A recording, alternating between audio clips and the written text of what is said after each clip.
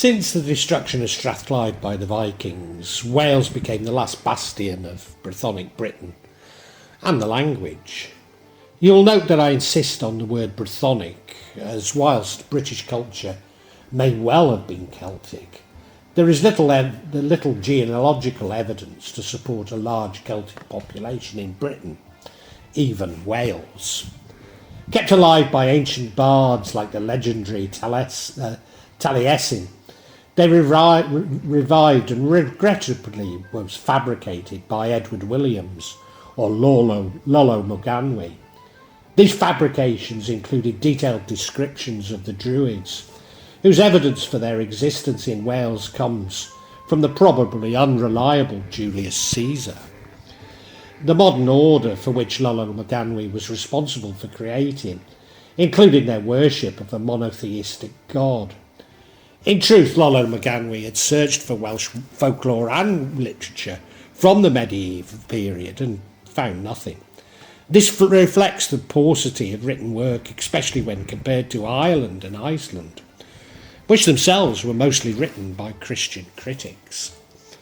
Related to paganism, all that does exist are the Black Book of Carmarthen, the White Book of Rhethric, the Red Book of Hergest, and the Book of Taliesin, probably incorrectly named. Stories from the White and Red Book are collected in the Mabinogion. These stories were compiled in Middle Welsh in the 12th and 13th centuries from earlier oral traditions. The title covers a collection of 11 prose stories of widely different types, offering drama, philosophy, romance, tragedy, fantasy and humour, and created by various narrators over time. There is the classic hero quest, Culhwch and Olwen, a historic legend of Cleith and Clevlis, complete with glimpses of a far-off age, and other tales portray a very different King Arthur to the latter popular versions. The highly sophisticated complexity of the four branches of the Mabinogion defy categorization. Pythary appears in all four, though not always as a central character. The stories are diverse, and it's been argued they're not even a true collection. Furthermore, it's dubious that if these are actually ancient Welsh stories, as those borrowed from other parts of the world, and especially Ireland. Strange though this may seem, the kingdom of Dyfed was Irish in the 5th century, and none of this contains any characters who could be described as pagan.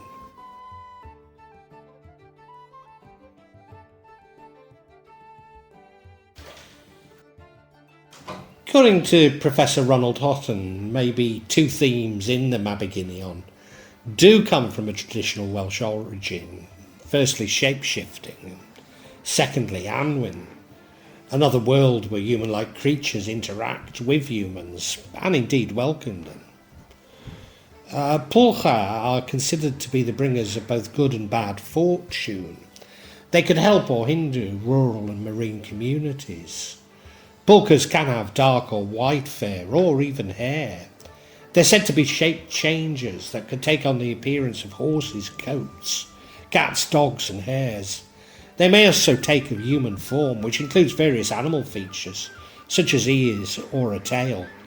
But such stories are common across northern Europe, arguably the most famous, the Puck of County Kerry. Annwn features in the four branches of the Mabinogion. In the first branch of the Mabinogion, entitled Pwlch, Prince of Dyfed, the eponymous prince offers Arwen, ruler of Annwn, by baiting his hunting hounds on a stag that Arwen's dogs had brought down. In recompense, he exchanges places for Arwen and for a year and defeats Arwen's enemy, Havgan, while Arwen rules in the seat of Dyfed. During the year, Pwlch abstains from sleeping with Arwen's wife, earning himself gratitude and eternal friendship from Arwen. On his return, Pwlch becomes known as by the title Pen Arwen, head or ruler of the Arwen. In the four branches, Arwen is mentioned but does not appear. It reveals that he sent a gift of otherworldly pigs to Pwlch's son and successor, Prithvery, which ultimately leads to a war between Dyfed and Gwynedd.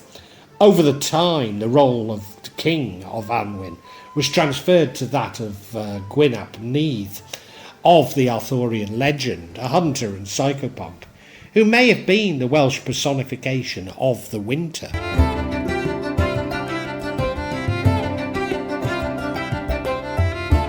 The Bards of Wales between 900 and 1300, many credited to Taliesin, do provide some more clues as to ancient beliefs. But their poetic license is always allegorical. And whilst there's no doubt regarding their existence, they were eulogised by the Hungarian poet János Arany.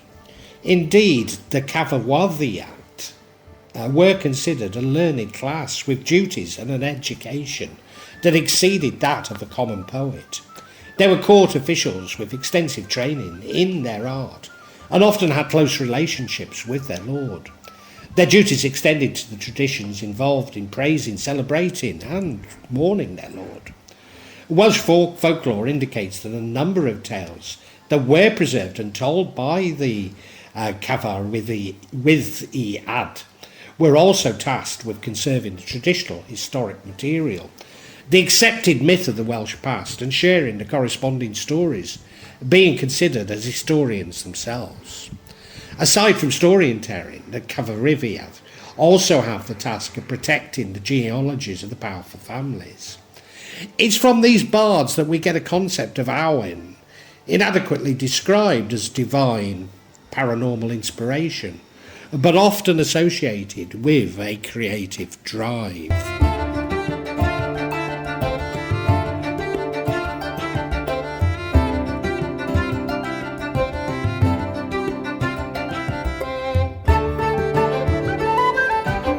In modern Druidism, the term is symbolised by an emblem showing three straight lines that spread apart as they move downwards, drawn with a circle or series of circles by varying thickness, often with a dot or a point atop of each line. The British Druid Order attributes these symbols to Iolo Morganwg. It has been adopted by some neo-Druids. It's also used as the symbol for the Eisteddfod.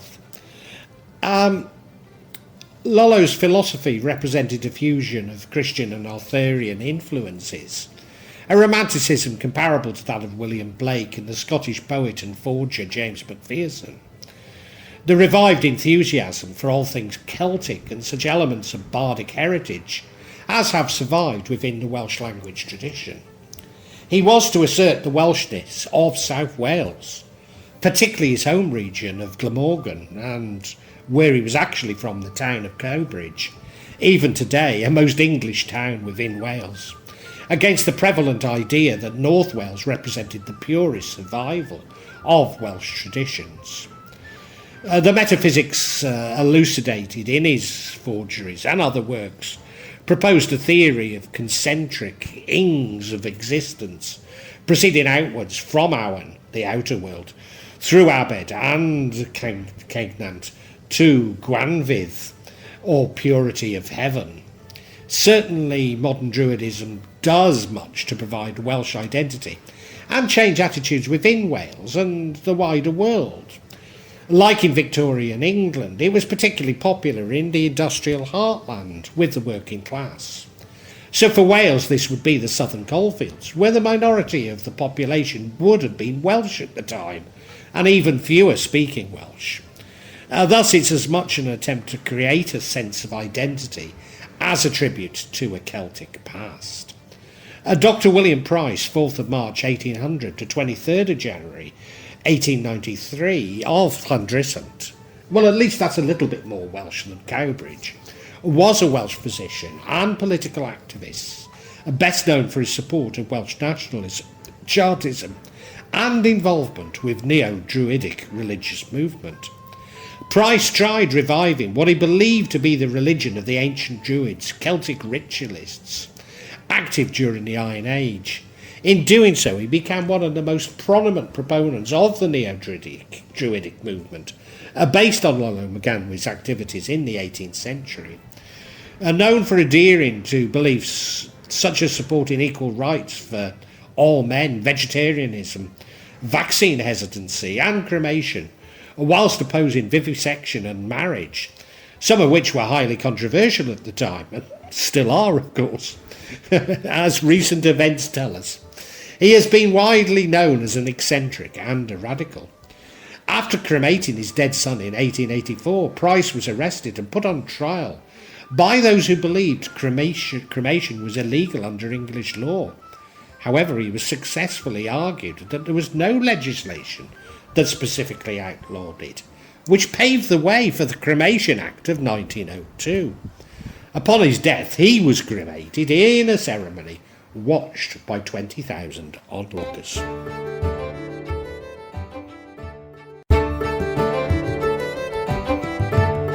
Rhiannon is commonly believed to be an authentic Welsh deity, maybe associated with horses, suggesting maybe a Brythonic connection, maybe even a horse god. But there's very little evidence to suggest this in archaeology, including that of the Romano-British period. Indeed, it's much more likely that she was a queen or a member of royalty. Certainly she was said to be from an enchanted world, but settles as a human, often with disastrous consequences. Rhiannon produces a small bag, which is also a magical paradox, for it cannot be filled by any ordinary means. When undergoing her penance, Rhiannon demonstrates the powers of a giantess, or the strength of a horse by carrying travellers on her back. Rhiannon first appears at Gorsaeth Arbreth, an ancient mound near one of the chief courts of Dyfed. She marries a human, Pulch, Prince of Dyfed, and begins to adapt, taking the right course. With Pulch she has a son, Prydfrey, who later inherits the lordship of Dyfed. She endures tragedy and a newborn child is abducted and she's accused of infanticide. As a widow she marries Manawydan of the British royal family and has further adventures involving enchantments. Despite the inconclusive evidence, Rhiannon is included in various Celtic neo-pagan traditions from the 1970s probably, with varying degrees of accuracy in respect of the original literary sources. In particular, she's seen of evidence of Celtic polytheism, despite there being limited evidence of either.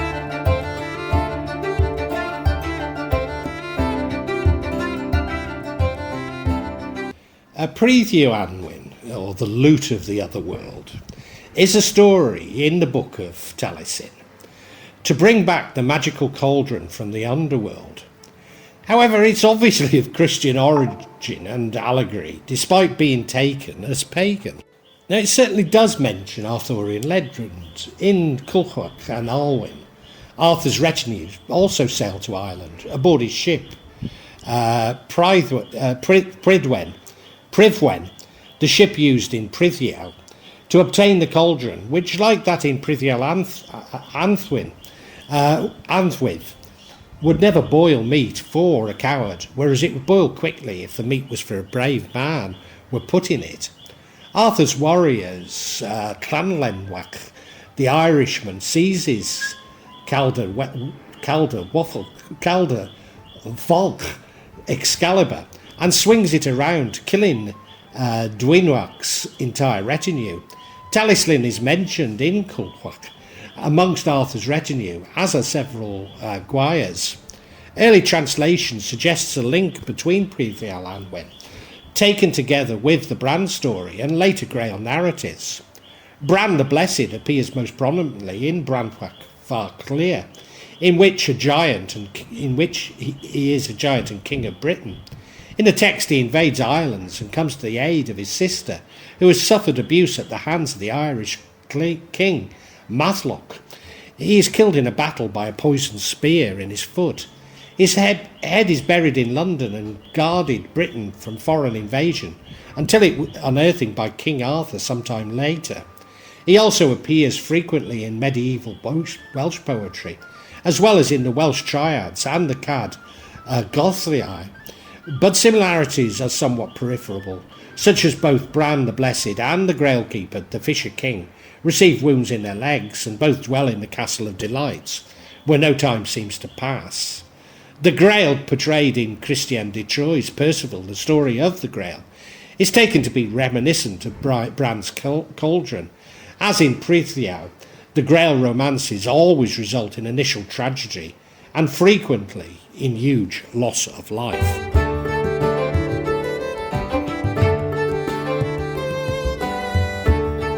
Modern pagans have picked up on so many of these stories to construct a Celtic pantheon for Wales, with very limited evidence that they related to deities. Ceridwen appears in Hannes Taliesin, and is again about a cauldron. A mother boils a cauldron which brings some wisdom for her son, but is drunk by Taliesin instead. The story is picked up by the court bards and then by Reverend Edward Davies, whom claimed her to be the great goddess of ancient Britain. Gwyn ap Neath began as one of Arthur's warriors, but is taken up by the bards to become a spirit of darkness, or possibly winter. Then the Oxford academic Sir John Rhys to become a Celtic god of the dead, of the leader of the wild hunt. Arianna, the beautiful enchantress, the bards claim that she could cast rainbows, naming the Corona Borealis, the fortress of Arianod. Thus she is now seen as a star goddess. The King Arthur legend certainly does originate in Wales, despite numerous claims taking place all over the UK and Breton, including Shropshire, but maybe most importantly with Glastonbury and the Isle of Avalon. But there was no evidence of a pagan past from Glastonbury. Excalibur seems important in establishing its pagan credentials, and certainly swords have been uncovered in lakes across Europe. Also, the Holy Grail seems to have similarities with the numerous cauldrons of Welsh myth. Of course, the Holy Grail is also associated with Glastonbury and its tour, including the orange water from the spring said to be the blood from the Grail. The connection between Glastonbury, however, appears to be an early example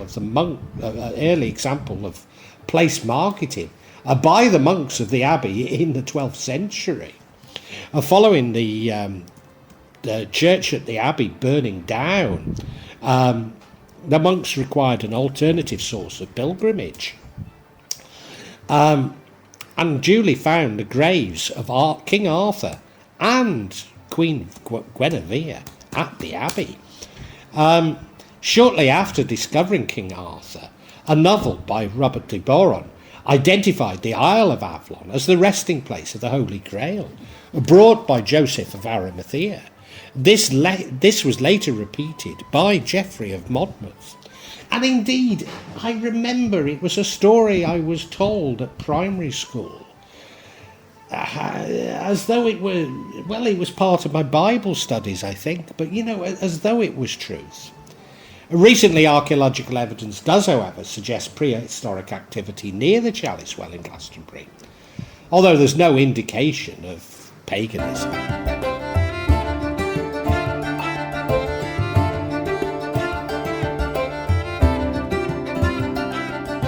I have yet again relied heavily on Professor Ronald Hutton in compiling this vlog, but then he is an authority on such issues.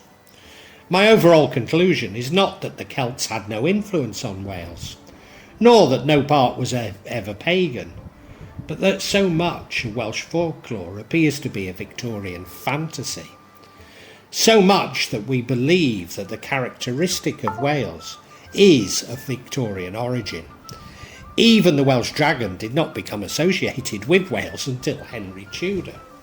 It's apparent from my studies of Shropshire folklore and the history of the Saxons and later Normans, who went to great lengths to suggest that the people of Wales were somewhat different to those of Shropshire.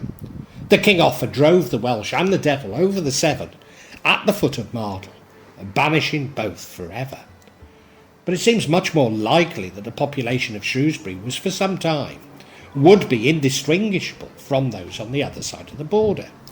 Furthermore, so much of North Shropshire, Oswestry, Wem and Bathurst were for a long time a part of Wales and spoke Welsh, as do small enclaves today in Shropshire. Whilst there is an apocryphal from Hereford that it's legal to shoot a Welshman on a Sunday on the cathedral close with a bow and arrow, or in Chester within the city walls after midnight. All these appear to be unsubtle attempts to distinguish and demonise the Welsh from within the English marshes. But then the Welsh themselves have lapped up the label of difference, pointing to a unique Celtic heritage. And much can be blamed on Iolo Morganwg, who constructed a whole pagan history for Wales. But again, this was lapped up by the Welsh themselves and enshrined into those Victorian institutions we have come to see as authentically Welsh. Persecuted by the English for their language and exploited for their resources, a constructed Celtic heritage provided a point of pride and nationalism for the Welsh and the immigrants to the South Wales Valley. But this was as much a product, maybe more so, of colonialism as the suppression of languages and the exploitation of minerals.